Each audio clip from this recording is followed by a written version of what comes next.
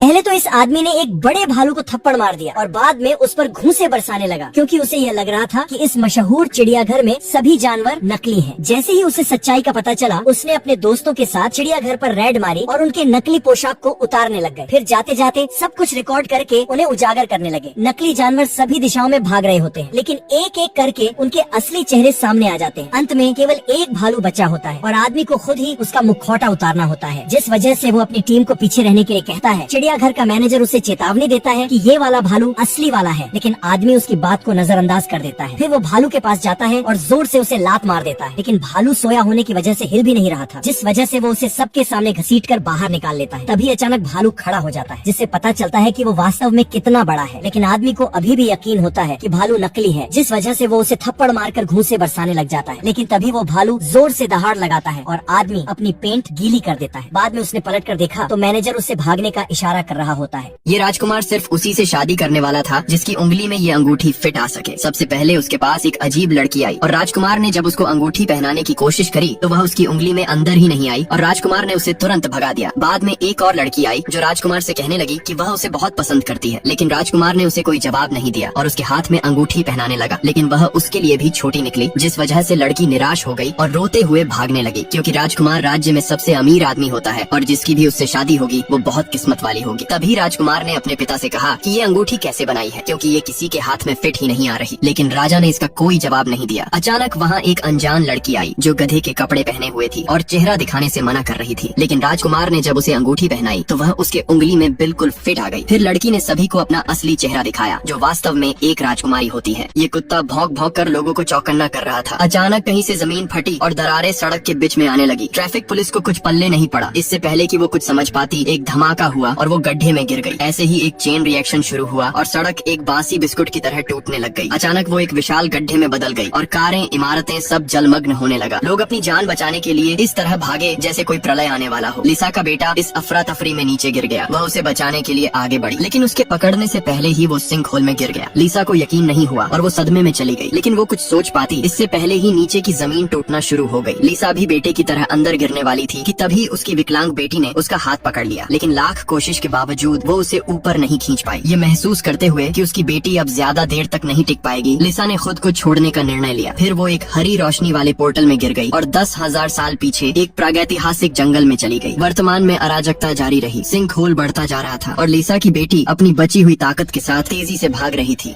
ये लड़की कड़ी ठंड में सिर्फ गाउन पहने बर्फ में खड़ी हुई थी। फिर पिता ने उसे गहरे पानी के डर को दूर करने के लिए बर्फीले पानी में जाने को कहा। लड़की के पास कोई विकल्प नहीं था। वह नदी में कांपती रही, लेकिन कुछ मिनटों के बाद अचानक शांत हो गई। इससे पहले अक्सर उसे गहरे पानी में डूबने के सपने आया करते थे, जहाँ से निकलने का कोई रास्ता नहीं होता था। जब वह डर कर जागती थी तो उसकी नाक से खून बहने लगता था। अपने पिता के इलाज के बाद लड़की स्कूल जाने में सक्षम हो गई, लेकिन बस में जाते समय उसकी नाक से फिर से खून बहने लगा। फिर बस रेलिंग तोड़कर झील में गिर गई। लड़की का बुरा सपना सच हो गया था। वह घबरा गई और बाहर निकलने का रास्ता खोजने लगी। आखिरकार वो खिड़की से तैरकर बाहर निकलने में कामयाब हो गई, लेकिन दुर्भाग्य से वो डूब गई और एक परलोक में प्रवेश कर गई। तभी एक महिला ने उसे बाहों में ले लिया। लड़की को उसने 2 विकल्प दिए, रुकना या धरती पर वापस चले जाना। लेकिन जीवन में वापस आने का मतलब था बहुत सारी कठिनाइयों से गुजरना, लेकिन पिता को देखने के लिए उसने जीना चुना। फिर महिला ने पुनरुत्थान की कीमत के रूप में उसकी दृष्टि को छीन लिया। भयावह अंधेरे के बाद लड़की एक समुद्र तट पर जागी, लेकिन वो देखने की क्षमता खो चुकी।